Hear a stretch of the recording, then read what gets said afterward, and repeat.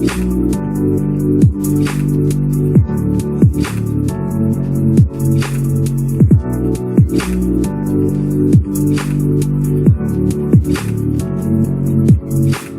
जयशंकर भारत के जो minister for external affairs हैं, वो इतनी एग्रेसिव लैंग्वेज क्यों यूज कर रहे हैं?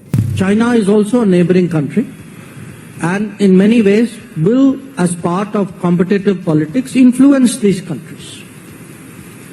I don't think we should be scared of China. चीनी सदर के खिलाफ नारेबाजी के साथ साथ लातों मुक्कों घूसों का जवाब दिया जा रहा है और सोशल मीडिया पर भी खूब मरम्मत की जा रही है। मुलाकात हुई है on the sidelines with the Chinese foreign minister Wang यी।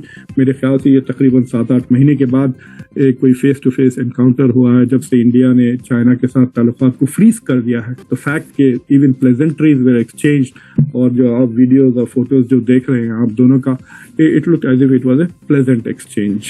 सो that is an interesting development. ज़ाहिर है कमला हैरिस भी पहुंची हुई हैं वहाँ पे, ज़ेलेंस्की भी पहुंचे हुए हैं वहाँ पे, सऊदी जो foreign minister, Egyptian foreign ministers, ये सारे बहुत दुनिया वहाँ पहुंची हुई है।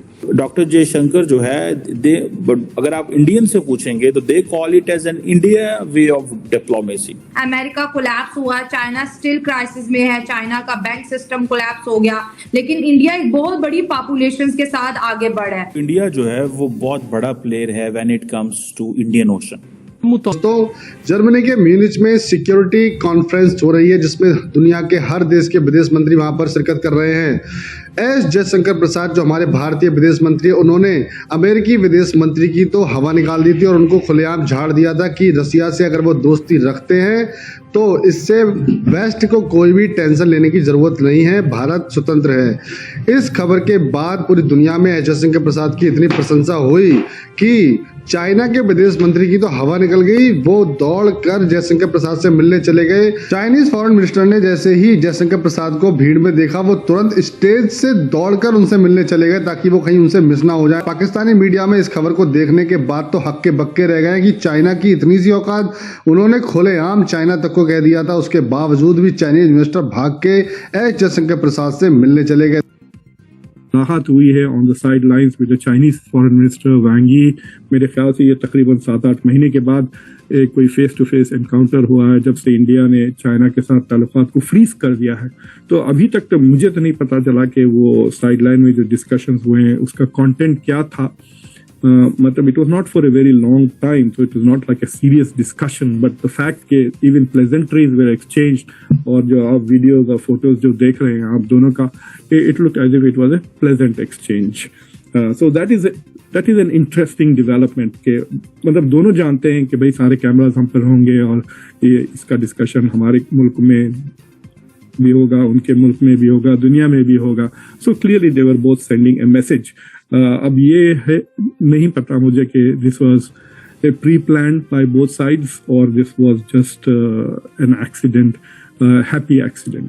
तो एज आप लोग जानते हैं, I am very strongly in favour of India and China resolving their issues and working together. दोस्तों, अमेरिका आजकल ये नैरेटिव बहुत ज्यादा प्रमोट कर रहा है कि एक तो इंडिया जो है वो बहुत बड़ा प्लेयर है when it comes to Indian Ocean. अमेरिकी एक डिप्लोमेट हैं डोनाल्ड लू, ये वही अमेरिकी डिप्लोमेट हैं डोनाल्ड लू जिनके बारे में इमरान खान ने इल्ज़ाम लगाया था कि जनाब ये बंदा जो है इसने हमें धमकी दी थी और हमारी हुकूमत जो है वो इनके कहने पे बदल दी गई थी। मैं समझता हूँ ये पाकिस्तान की बदकिस्मती है कि पाकिस्तानी सियासतदान जब भी पाकिस्तान एक डेमोक्रेटिक पाथ या एक स्टेबिलिटी की तरफ चलता है तो हम फॉरेन कॉन्स्पिरेसी या एक्सटर्नलाइजेशन ऑफ थ्रेट को यूज करके either in the military sense और इन द पॉलिटिकल डोमेन हम हमेशा एक डोमेस्टिक सिंपैथी हासिल करना चाहते हैं। माजी में हमने देखा है कि हमने थ्रेट को एक्सटर्नलाइज किया है इन द मिलिट्री डोमेन और वहाँ पे हमने एक जिस वो कहते हैं ना जो पाकिस्तान का एक मास्टर नैरेटिव है, उस मास्टर नैरेटिव के अंदर हमने एनिमोसिटी को फिट कर दिया जिसमें वो सारे लार्ज स्केल एक मौजूद थी। अब ये वहां से चीज लेके पॉलिटिकल डोमेन में भी आ गई और ये डोनाल्ड लू जो ये कह रहे हैं, ये डोनाल्ड लू ये कह रहे हैं, ये अमेरिका जो अमेरिका की अप्रोच है इंडिया के हवाले से, ये उस पर बात कर रहे हैं। एक तो उन्होंने कहा है कि जी इंडिया ने श्रीलंका को नॉर्मल होने में मदद दी है। ये बहुत बड़ी बात है। और उन्होंने इस बात को भी ये कहा कि एक तो इंडिया बड़ा प्लेयर है इंडियन ओशन के अंदर, इंडिया के साथ वो कहते हैं कि हम एक वो United state institute of peace USIP में एक टॉक थी, वहां पे वो खिताब कर रहे थे जहां पे और भी लोग जो थे वो मौजूद थे। उन्होंने कहा कि हम इंडिया के साथ मिलके अफ्रीका के साथ रिलेशनशिप को डेवलप करेंगे बिकॉज इंडिया हिस्टोरिकली एक बड़ा प्लेयर है इंडियन ओशन के अंदर। तो आपको ये वीडियो कैसा लगा कमेंट बॉक्स में जरूर लिखिए। इस वीडियो को लाइक कीजिए, शेयर कीजिए, सब्सक्राइब करना ना भूलिए आपके चैनल EFCZ को। तो मिलते हैं अगली वीडियो में। जय हिंद।